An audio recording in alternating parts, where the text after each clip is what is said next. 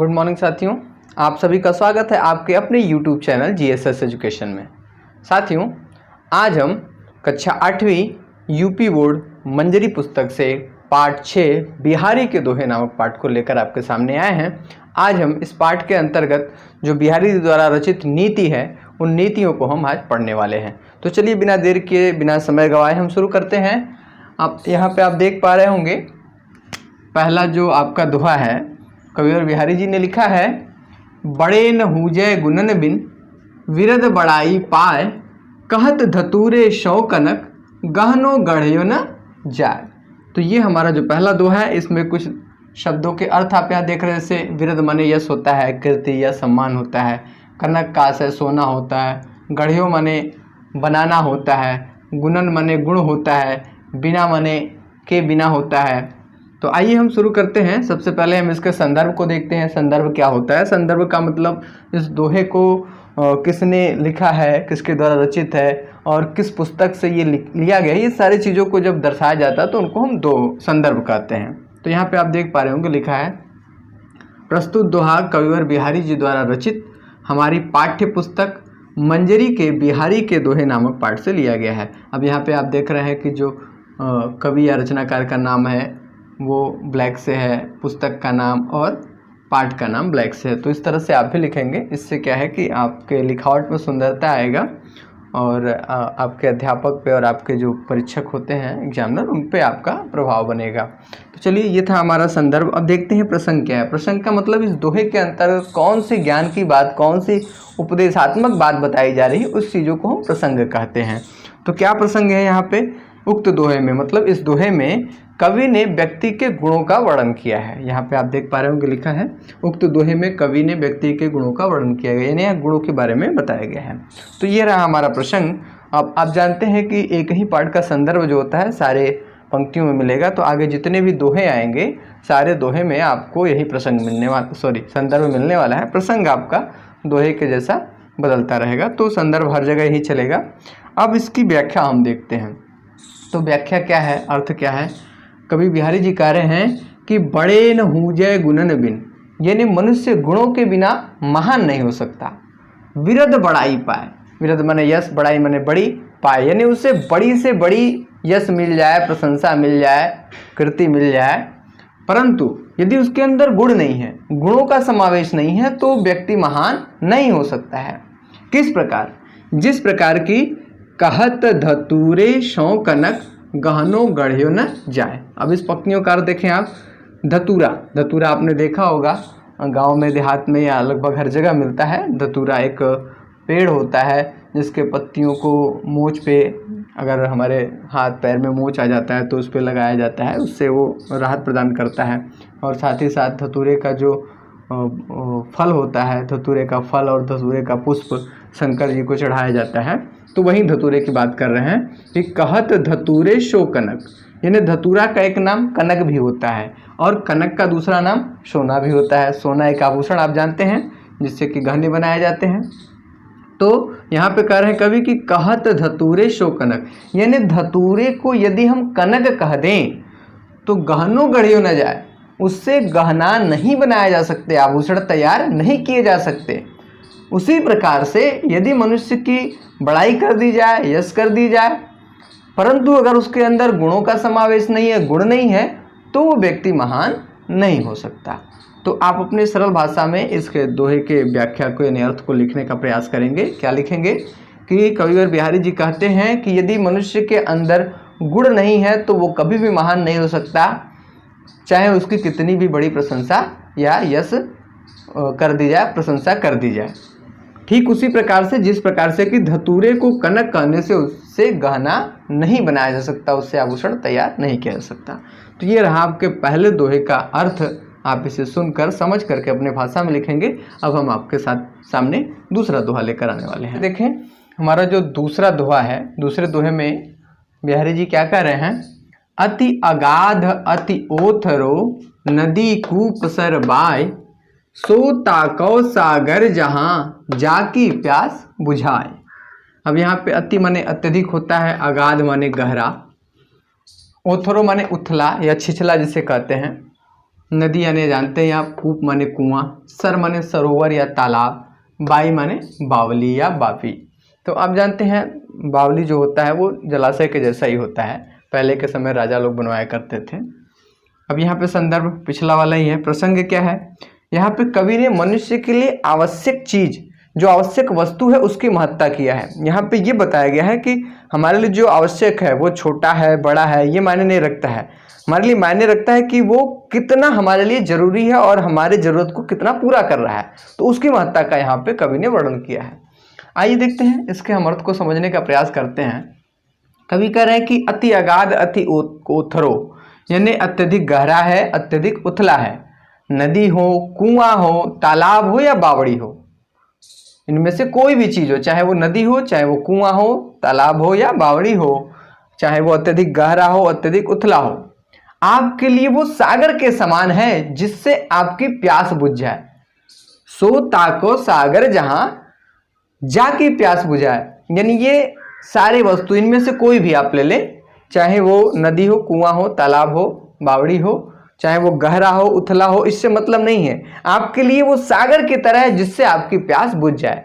कहने का आशय ये है कि वह वस्तु या वह व्यक्ति जिससे आपकी आवश्यकता पूरी हो जाती है, यानी आपको जो जरूरत है वो आपको उससे प्राप्त हो जाता है, तो वो व्यक्ति आपके लिए सागर जैसा महान है या सागर जैसा उपयोगी है। तो यहाँ पे जो अर्थ है यही है कि चाहे नदी हो, कुआं हो, सर माने तालाब हो या बावड़ी हो, चाहे वो गहरा हो या उथला हो, वो हमारे लिए सागर के समान है या आपके लिए सागर के समान है जिससे कि आपका प्यास बुझ जाए, जिससे आपकी आवश्यकता पूरी हो जाए।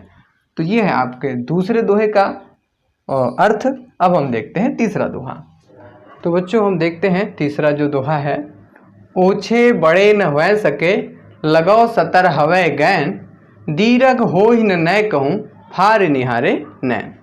इसमें ओछे माने तुच्छ होता है, दुर्गुणी मनुष्य होता है, सतर हवै माने ऐठ कर, गैन माने गगन, दीर्घ माने बड़ा, नय कहूँ माने थोड़ा, नैन माने नेत्र या आँख, फार माने बड़ा करके, खोल करके, निहारी माने देख करके। संदर्भ पूर्ववत है। प्रसंग यहाँ कवि ने मनुष्यों को नीति की बात बताई है, बात समझाई है। अब यहाँ पे हम अर्थ जानने का प्रयास करते हैं। कवि जी कहते हैं ओछे बड़े न होय सके लगो सतर हवै गैन, यानी जो ओछा मनुष्य है, तुच्छ मनुष्य है, दुर्गुणी मनुष्य है, बुरा मनुष्य है, वो कभी महान नहीं हो सकता, चाहे वो कितना भी ऐंठ कर आकाश छू लेने का प्रयास करे, यानी वो दिखाने का प्रयास करे कि मैं बहुत बड़ा हूँ, मैं बहुत महान हूँ, मैं बहुत ऊंचा हूँ, कितना भी प्रयास कर ले लेकिन वो महान नहीं हो सकता। किस प्रकार, जिस प्रकार की दीर्घ हो ही न नय कहूँ, दीर्घ माने बड़ा होना, नय कहूँ माने थोड़ा सा, फार निहारे नैन, यानी आप अपने नेत्रों को, अपने आँखों को कितना भी खींच कर बड़ा करके देख ले, जो छोटी वस्तु है वो थोड़ा सा भी बड़ा नहीं हो सकता। यानी आप किसी छोटी वस्तु को देख रहे हैं, जैसे आप इस कलम को देख रहे हैं, आप ये कलम जितना बड़ा है, आप अपने नेत्रों को कितना भी बड़ा फाड़ कर खोल करके देख लें, बड़ा करके, ये वस्तु इतना ही बड़ा रहेगा, यानी जो चीज़ जैसा है वैसा ही रहेगा।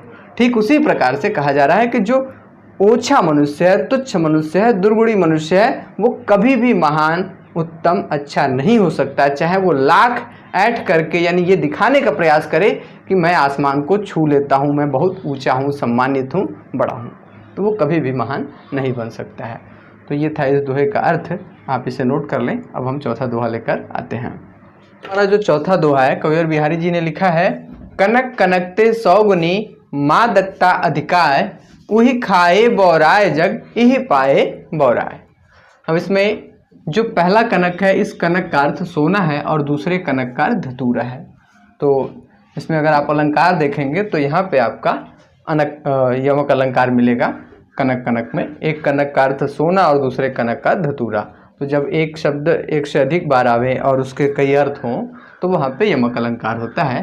तो यहाँ पे यमक अलंकार आपको देखने को मिलेगा। अब यहाँ पे मादकता का अर्थ नशा है, अधिकाय माने अधिक होता है। तो ये रहा आपके कुछ शब्दों के अर्थ। संदर्भ आपका वही पूर्ववत है। प्रसंग यहाँ पे कवि ने सोने की मादकता का, यानी सोने का जो नशा होता है उसका यहाँ पे वर्णन किया है।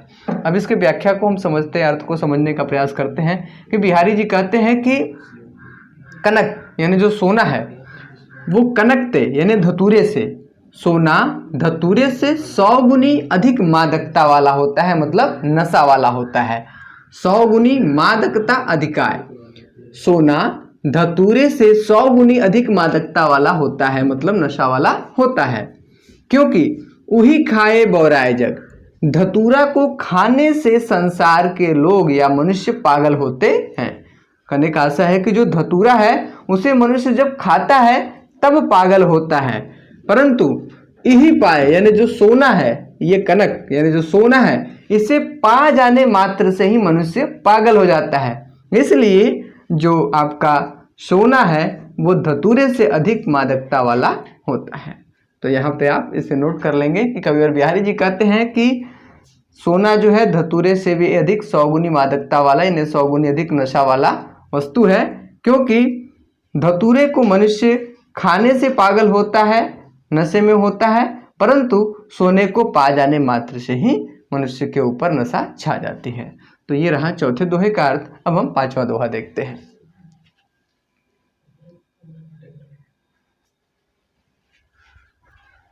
तो बच्चों हम देखते हैं अपना पांचवा दोहा। बिहारी जी का जो नीति है उसका पांचवा और अंतिम दोहा है। दिन 10 आदर पाई के कर ले आप बखान, जौ लगी काग श्राद्ध पक तौ लगी तौ सन्मान। अब यहाँ पे दिन 10 यानी 10 दिन, आदर मने आदर, पाके मतलब पाना, बखान का मतलब वर्णन से है, बखान करने से है, काग मने कौआ, श्राद्ध पक्ष यानी श्राद्ध का पक्ष। ये होता कब है?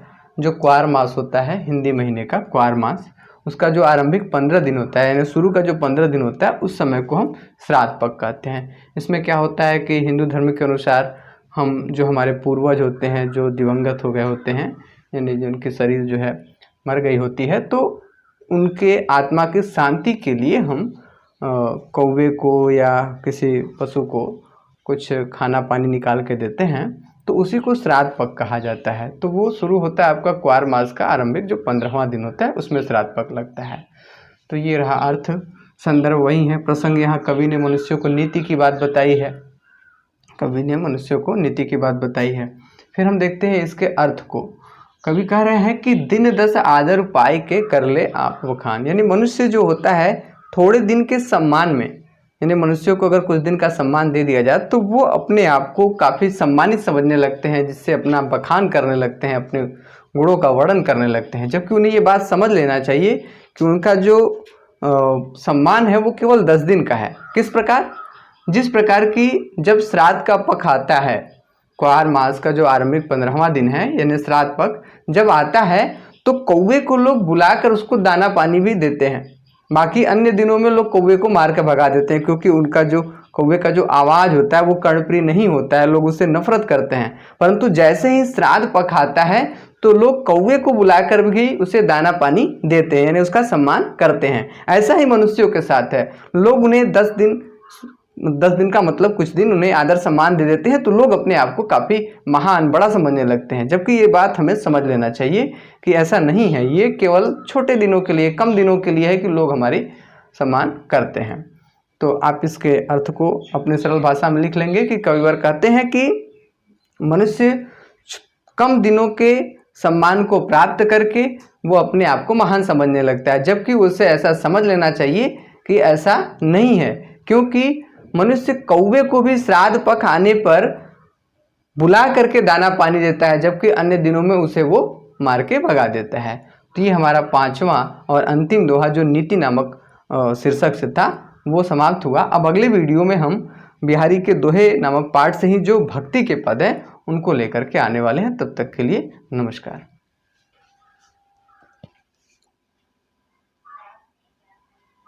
बैटरीज